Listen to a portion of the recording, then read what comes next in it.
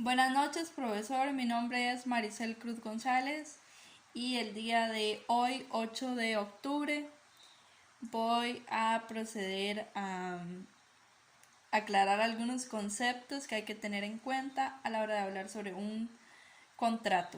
Entonces, me gustaría iniciar con quién es un trabajador. Podría decir que un trabajador es cualquier persona que cuente con alguna destreza o asimismo con el tiempo y el conocimiento para desempeñar una labor en específico.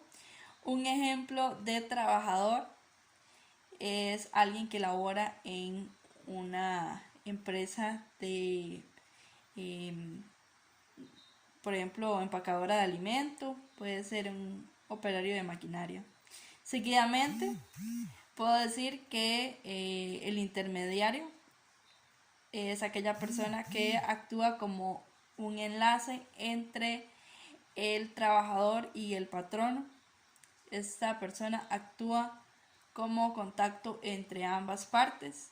Un ejemplo de intermediario es alguien que está en el área de recursos humanos. Y finalmente quiero aclarar también que el patrono es cualquier persona física o jurídica que ofrece un empleo. A su vez también esa persona ofrece un contrato ya sea verbal o escrito. Y un ejemplo de patrono puede ser el dueño de una tienda.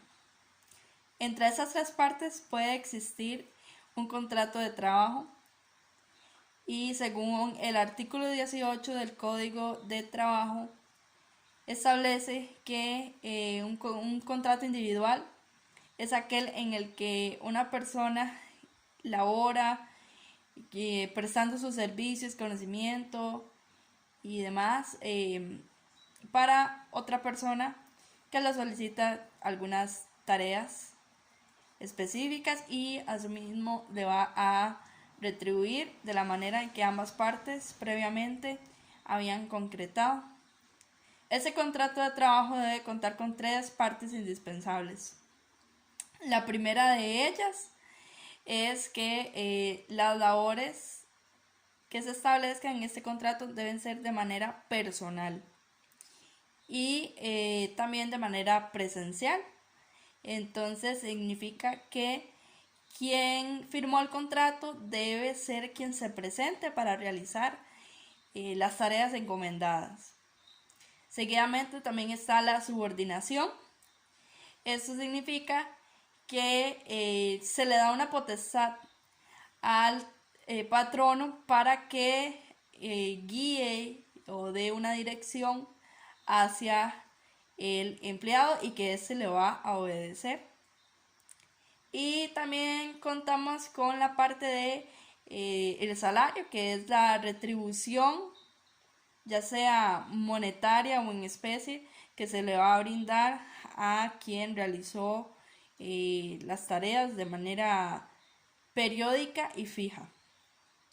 Ahora, quiero también decir que existen algunas diferencias entre lo que es el contrato por servicios profesionales y el individual.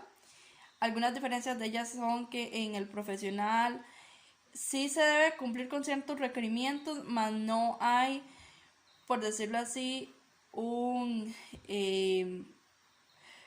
pues una subordinación. Tampoco se está bajo la seguridad social, no se pagan vacaciones o aguinaldo. El lugar donde se van a realizar las labores este lo va a establecer el trabajador y también el material o lo que vaya a necesitar, también el profesional va a ser el que lo utilice, a pesar de que existe pues un pago fijo que establece la ley por ese servicio profesional, no se considera un salario y pese a que se paga periódicamente, al igual no es un salario.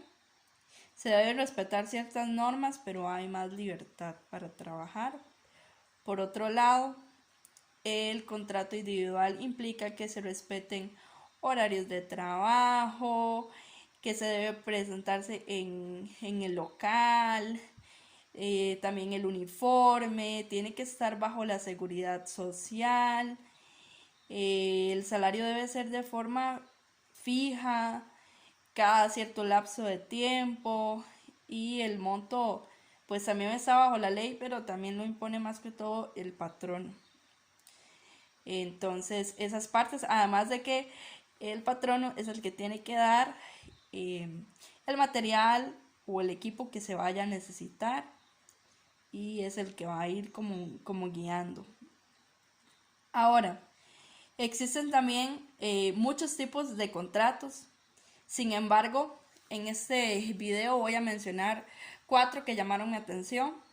El primero de ellos es un contrato por obra terminada, el cual lo que consta es en que la labor sea finalizada por completo en un lapso determinado de tiempo.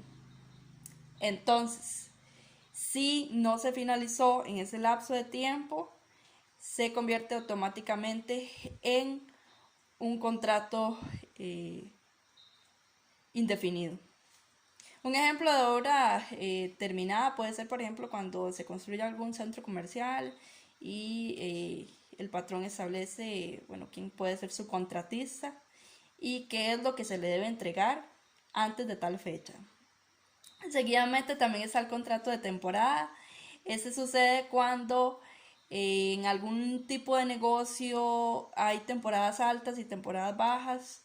Entonces se tiene que estar llamando a alguien a que realice estas labores, pero solamente cuando el patrón lo necesite. Un ejemplo de contrato por temporada puede ser, por ejemplo, en un restaurante, en una zona turística, que se necesite tal vez algún salonero.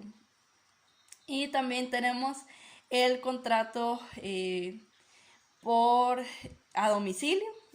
Este cuenta, básicamente es como un contrato individual normal, nada más que el lugar donde se va a laborar lo impone el trabajador, asimismo este va a poner su equipo, debe estar pendiente de lo que se le esté diciendo, más que todo por correo, lo que le vaya a decir el patrón por correo, por mensajes de texto, y se deben respetar igual ciertas reglas, pero básicamente eso. Un ejemplo sería, por ejemplo, el que está trabajando desde su casa en un call center. También el otro contrato que quiero hablar hoy es el de destajo. Este significa que se le va a retribuir a la persona, al trabajador, por los resultados obtenidos.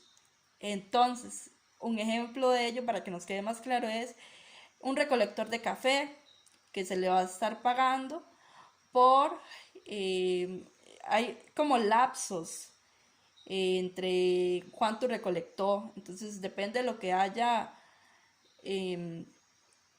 obtenido ese día, se le va a estar pagando con cierto precio, una cuota ya fija. Ahora, me gustaría mencionar que si yo tuviera que hacer alguna remodelación en mi casa, que me gustaría mucho, pues optaría por un contrato de obra terminada. Sí, eso es como lo que yo creo, porque uno puede definir qué tipo de materiales, a qué lapso, y eso se puede como conversar previo. Entonces ya uno está esperando un resultado, la persona a la que uno contrató le está ofreciendo ciertas, pues se tienen ciertas expectativas de qué es finalmente lo que se va a obtener. Ya se va a establecer un precio y se pueden hablar con varios contratistas como para ver cuál es la mejor opción. Este sería mi video. Buenas noches.